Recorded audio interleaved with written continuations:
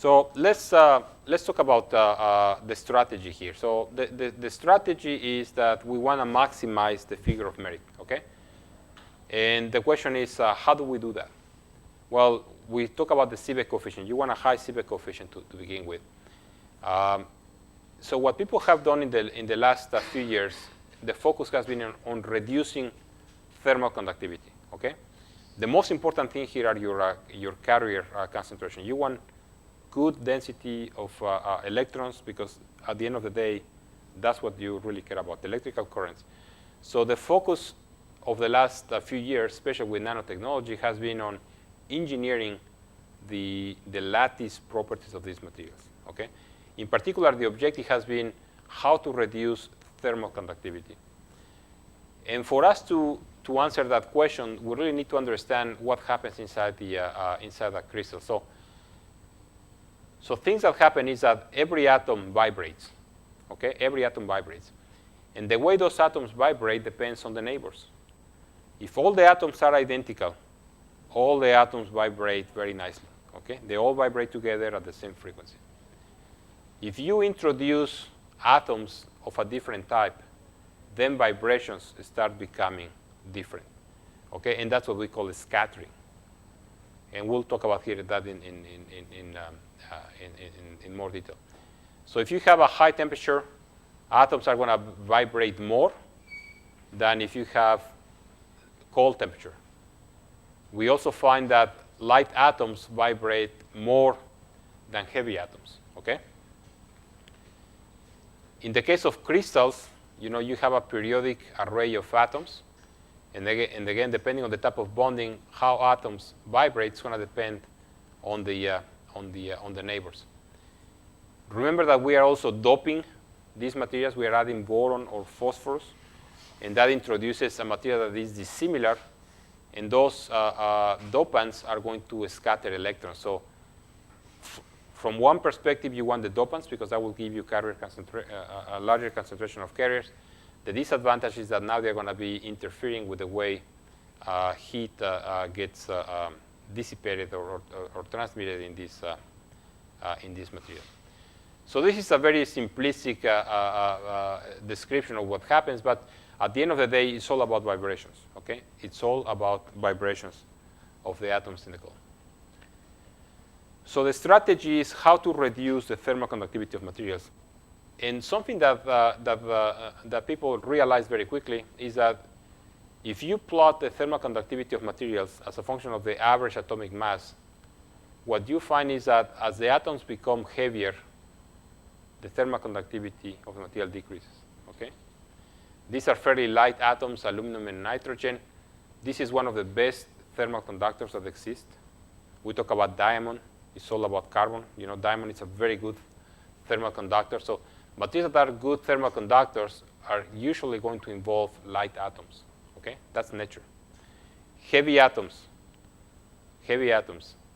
are going to have lower thermal conductivity, okay? So going back to this chart, heavy atoms, they're going to vibrate in a different way than light atoms. And those differences in vibration are going to manifest as different values of thermal conductivity, okay?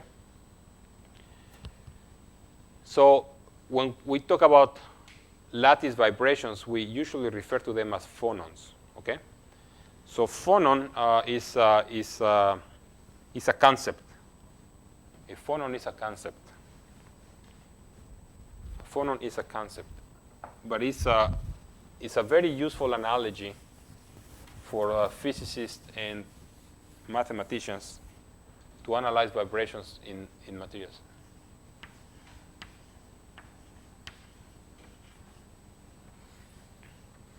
Okay? So phonon is a concept, but it's a concept of a particle. Okay? When you hear about phonon,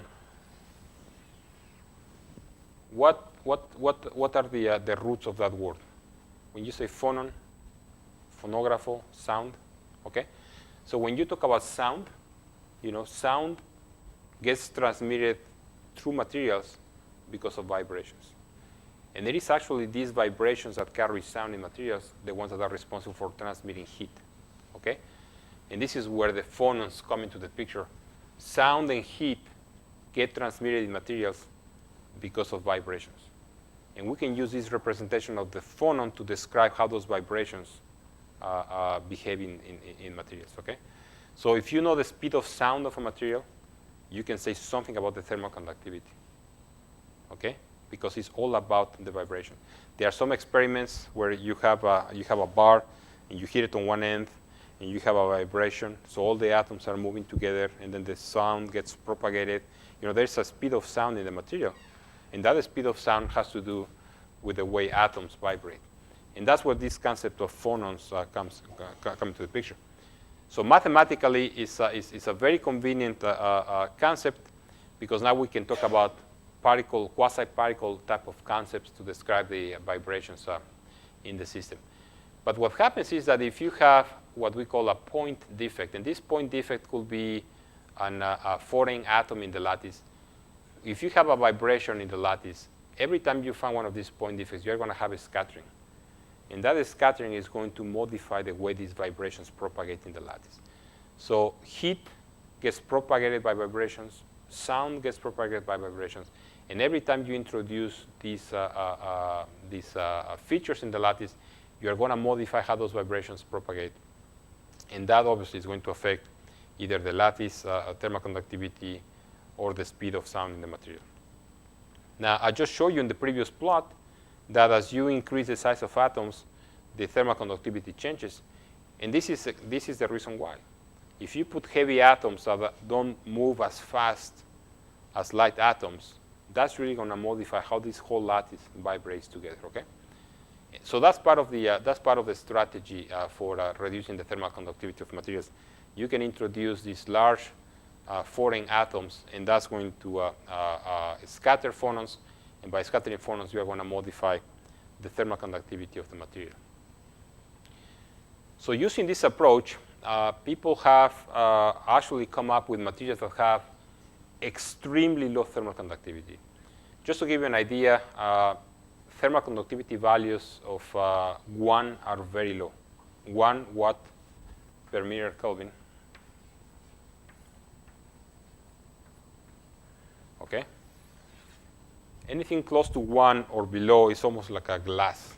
Glass are truly thermal insulators.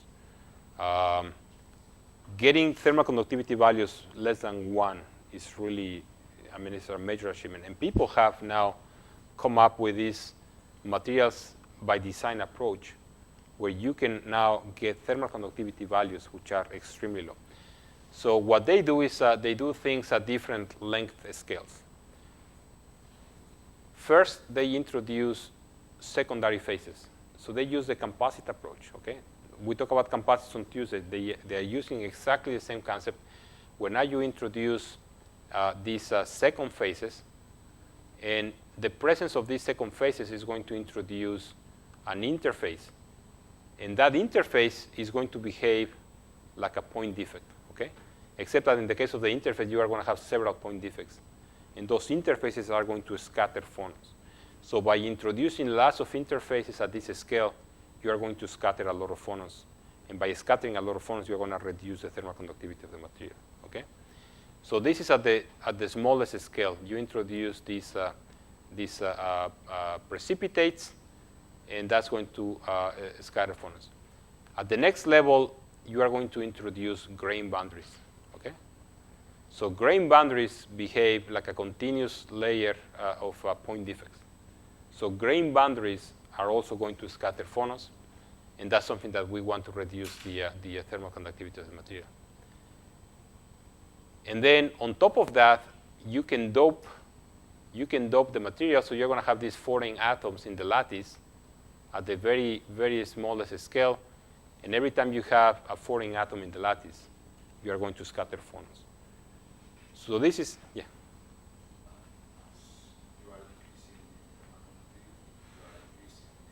Figure of merit. Because all this scatter. Let's try that. Bueno, se me ha olvidado. When you decrease the thermal conductivity with all these scattering processes, you are also decreasing the electrical conductivity?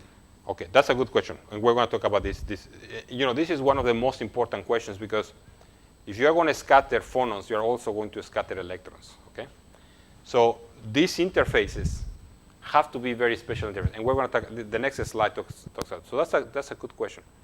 Remember that we are competing here between electrons and phonons. Okay, and what we want to have is a good electrical conductor. So we want the electrons to go through without a lot of interference, because if you start scattering electrons, then your electrical conductivity is going down, and then you don't gain anything. So what you want to do is you want to scatter phonons without interfering with electronic transport. And we'll talk about that precise issue here in a minute. But this is an approach. This is the so-called panoscopic approach. Okay, this is the so-called panoscopic approach, by which at 3 different length scales, at the atomic scale, at the precipitate scale, and then at the grain boundary scale, you introduce interfaces or point defects in a way that will reduce the thermal conductivity of the material because of phonon scattering. Okay. Now, your question is precisely right. We'll go to your question. The next one is answer the question. So here is an example of how at 3 different length scales, at the foreign atom, at the nanoparticle, and then at the grain boundary, you are actually interacting with phonons. And phonons have different mean free paths. Depending on the energy of the phonon, you're going to have a different mean free path. But by doing this, you really cover pretty much the whole range of phonon energies or phonon wavelengths that are of interest. So this approach is very, very effective. But the approach is going to be very effective as long as you have coherence at the interface. Okay? If you don't have coherence at the interface, this is what we call an incoherent interface. You see how the atoms are nicely arranged, and then all of a sudden they break away? Electrons are going to be scattered here. So this is going to affect electrical conductivity. So we don't want this. This is bad. This is better. Okay? Because here you have your atoms nicely arranged. They hit the interface, and then there is a little bit of order. So in some cases, the electrons can continue traveling without a lot of interference. This is what we call a dislocation. So this is a semi-coherent interface. But in most cases, if you don't have dislocations, your electrons can go through. Okay? So that is very important. You want to scatter your phonons, but you don't want to affect your electrons. And that's a real challenge, because it's very easy to put second phases. You can make a composite very easily. You can put particles on the bucket and put the material in the bucket, mix them, melt them, and you have a composite.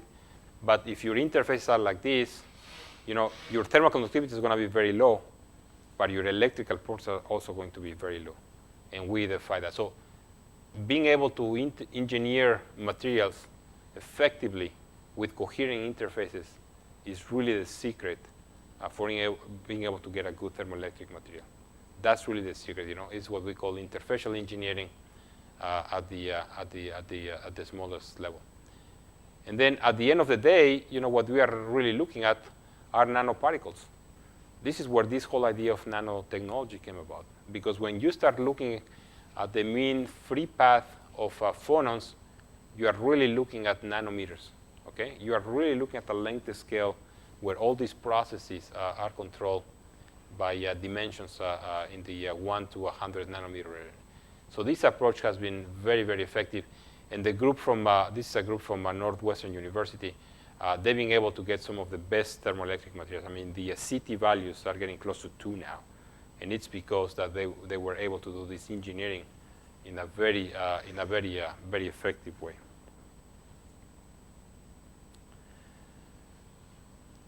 Does that get clear? Okay. Now, that's just one approach. Okay, that is one approach. This panoscopic approach has been very effective because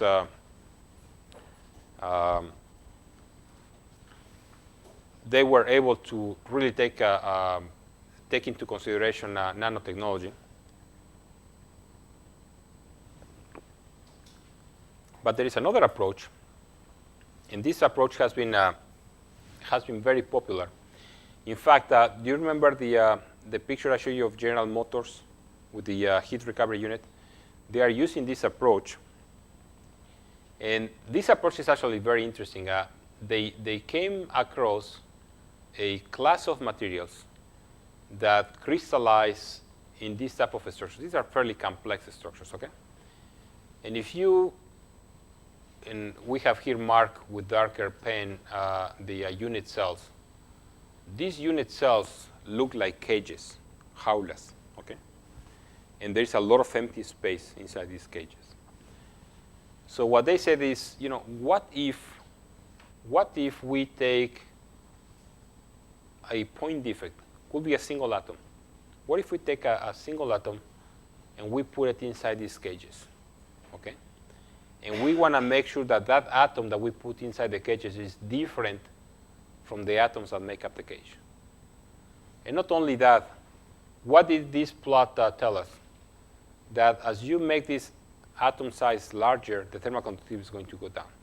So what they did is they made these cages, and then by chemistry, they were able to insert single atoms into these cages, okay? And they, on purpose, pick up heavy atoms. So those heavy atoms are going to be vibrating inside the cages, but they don't interfere with electronic transport. So the beauty of this approach is that the vibrations of these atoms are so localized that they can scatter a lot of phonons. And in fact, they scatter in a range of phonons that is one of the more important ones for heat conduction. So it's the thermal vibration of these atoms inside the cages that interferes with your phonon vibrations in the lattice. Your lattice vibrations are going to be significantly affected by the presence of those heavy atoms inside the cages. But the beauty of that is that these atoms inside do not affect electronic conductivity. So this is an approach by which you can really lower down your thermal conductivity without affecting your electronic properties. And by doing that, you can get CT values close to 2 now, okay? These are called clathrates.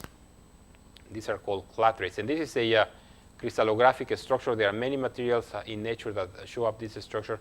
But what was different about this is that through chemistry, they were able to insert these, they are called rattlers, como sonajas.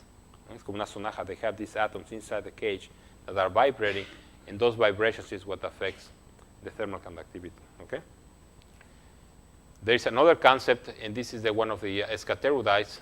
Again, it's a fairly complex crystallographic structure, and then they add these heavy elements.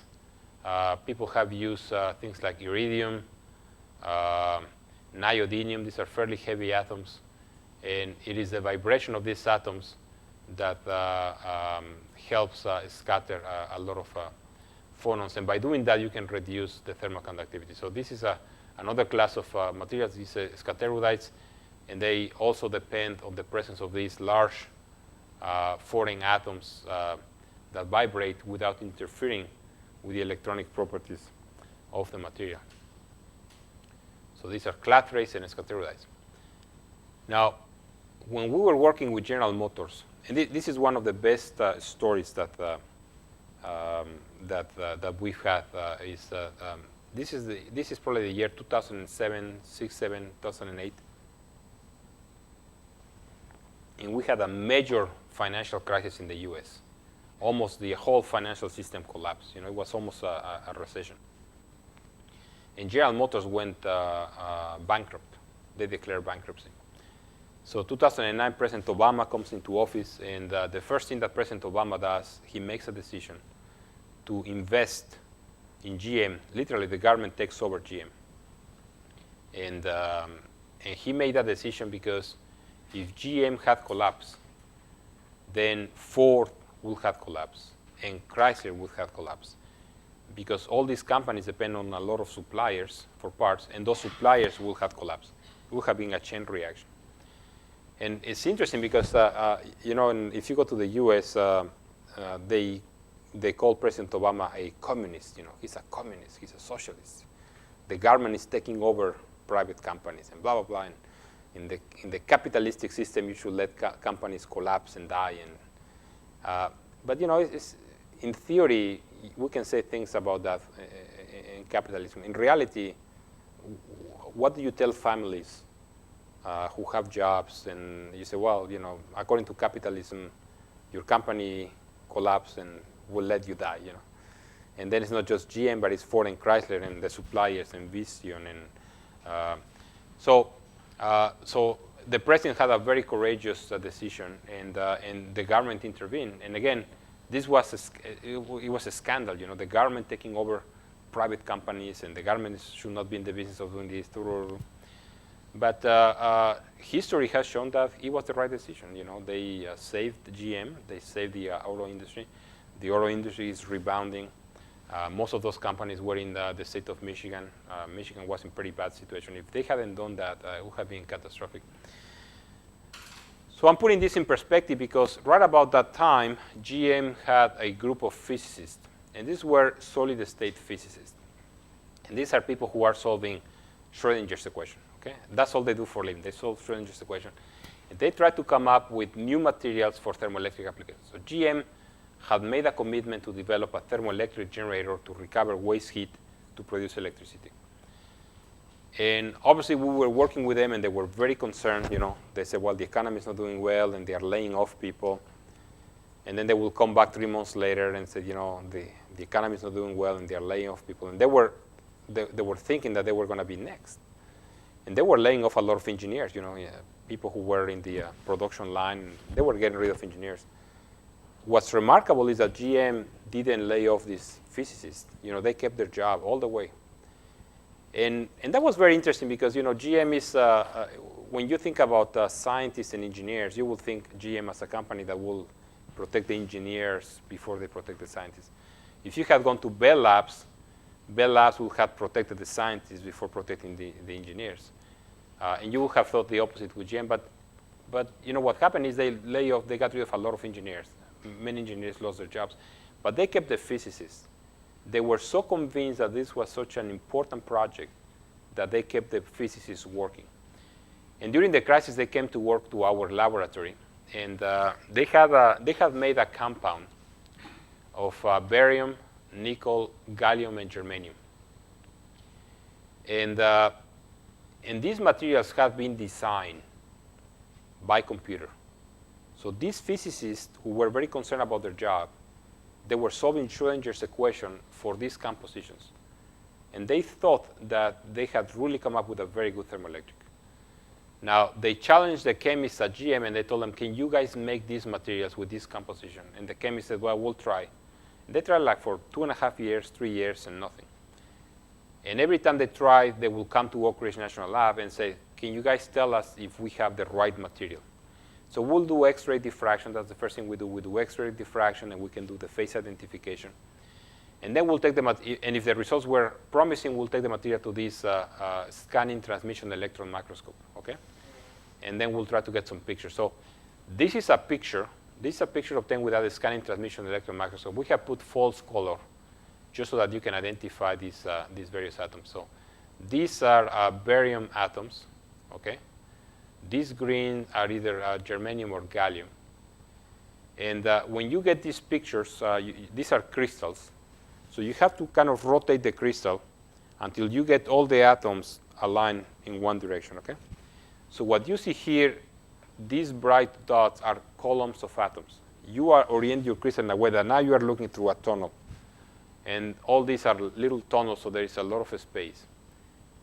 And what you have here are the center of these cages, okay?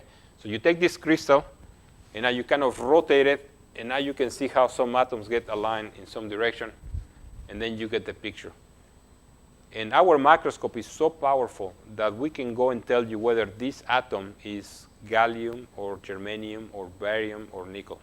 That's what we call chemical analysis. We can do chemical analysis with atomic resolution. And we got this picture, and this picture was proof that what the chemists had done is exactly what the physicists had asked for, okay? And this is exactly the crystallographic structure that they were hoping to obtain, okay? And this is the material that they were using for this thermoelectric generator. So this is one of the first success stories that we interacted with, where physicists are doing all the theory calculations, coming up with compositions and structures that they think are going to have the key properties. They give the data to the chemist. The chemists go to the laboratory, they mix powders, they bake, they make them, and then they bring them to the lab.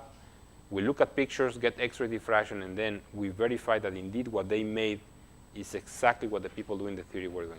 And we not only that, we can actually measure the thermoelectric properties, and this is a very good material, CT of 1.5. This is, in my opinion, this is a great achievement, okay? And this just demonstrates the power of theory, the ability of solving complex mathematical problems using high-speed computers to come up with materials that do not exist in nature. You will never find this material in nature. You can go through every mine. You can go to Asia, South America, Australia, look for this material, and you will never find it. These are materials made by men, okay, using chemistry and theory based on quantum mechanics. And guess what? These materials have the properties that the guys doing theory had predicted. In my mind, this is a remarkable achievement. And this is going to be the way of the future. Now, obviously, we are always concerned with things like lead. We are concerned with things like iodinium. We are always concerned with materials that may be rare, and we'll talk about that later this afternoon.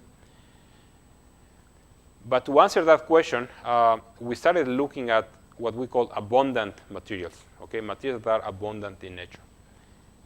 And again, the theory guys, they said, you know,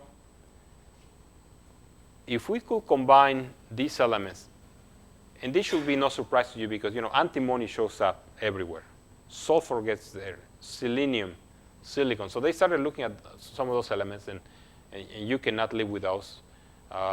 They didn't want to put tellurium because tellurium could be, there may be some scarcity with tellurium. But copper is fairly abundant. And this structure is called tetrahedrite. This is the tetrahedrite structure. And this is how these atoms are arranged.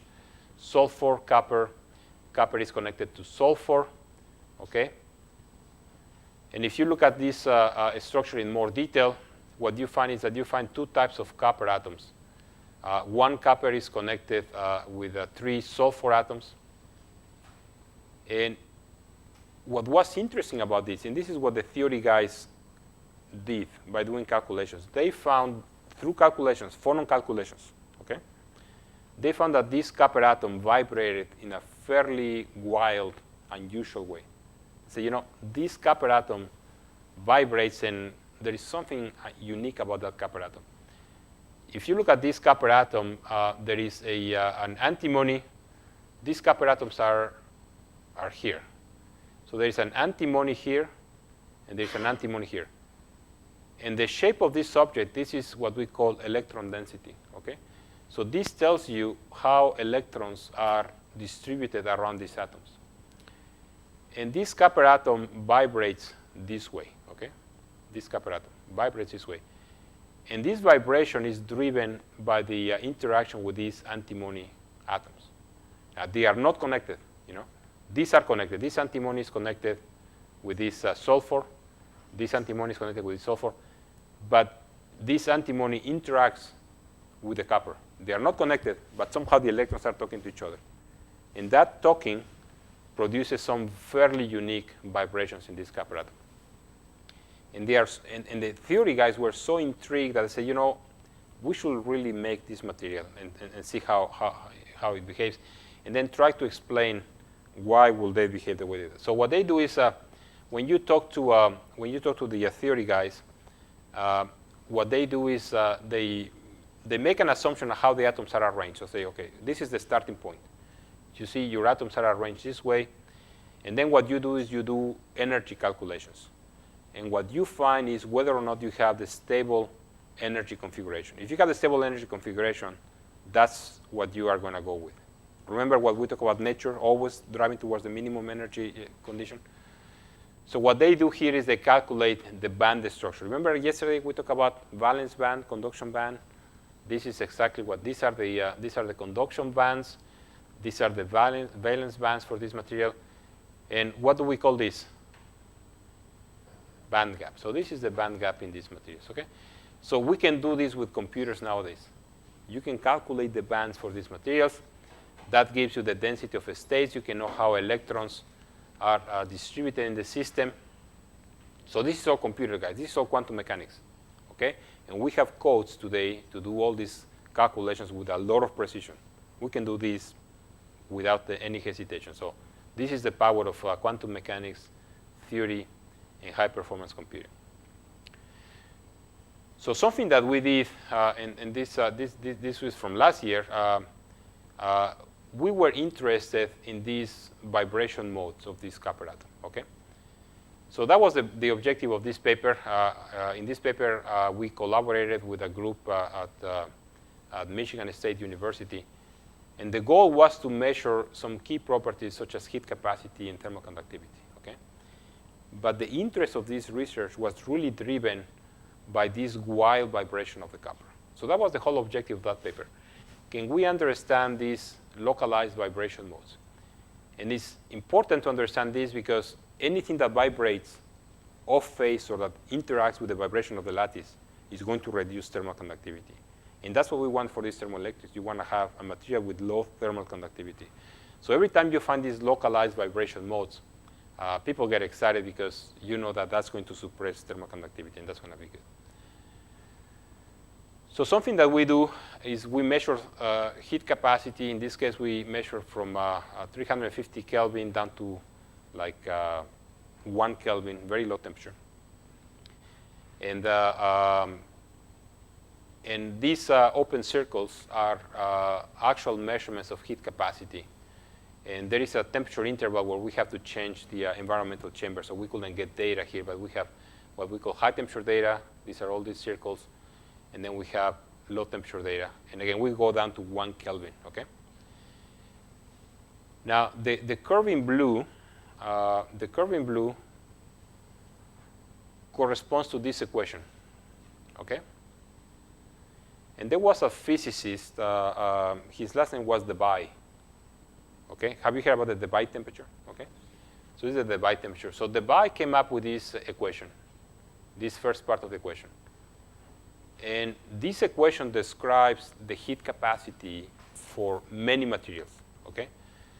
And it depends on some basic parameters like the universal gas constants, the number of atoms in the lattice. But once you solve this equation, what it really measures is the spectrum of vibrations in the material, okay? And if you use the Debye equation, it's this blue curve. So the fact that we could not fit the Debye's equation to the data tells you that this behaves in a very anomalous way, okay? This behaves in a very anomalous way. So if we had regular behavior, and if you do this for many materials, 9 out of 10 materials, you're going to find that the data are going to follow the Debye's equation very well. And what you can see here is how this curvature, I mean, the data set had different curvature. So what we did, we used an equation that was actually derived by Einstein. You know, Einstein, in 1905, Einstein did, it was called the Annus Mirabilis. It was the miraculous year, where this guy wrote some of the most incredible papers. In fact, he got the Nobel Prize for the photoelectric effect in one of those papers. But he wrote about the Brownian motion. He talked about the heat capacity of solids. And he actually came up with this relationship to describe the vibration of atoms, but when you have localized vibrations in the system. And what we did is we used Einstein's model to describe the vibration of this copper atom that was behaving in a weird way. And we actually used 3 terms of this equation. Because if you think about this atom, it's vibrating up and down, but it's also vibrating left and right and east and west. So it's actually vibration in 3 dimensions. So by introducing 3 terms that describe this localized vibration of this atom, we were able to describe the experimental data. So these open circles are the experimental values that I have shown you before, okay? We were unable to explain that with the Debye's model. We were not able to explain it with Debye using 1 or 2 Einstein oscillators. But if we use 3 Einstein oscillators, we can explain the data perfectly. And again, the explanation for this is that every time these copper atoms are moving, they're moving in 3 directions. So we can describe those localized vibrations of the copper using Einstein's model. And what we do is we can explain the data very, very well. So this is the copper atom that I was telling you about. Is moving this way, this way, this way. So what does that mean? Well, what it means is that okay.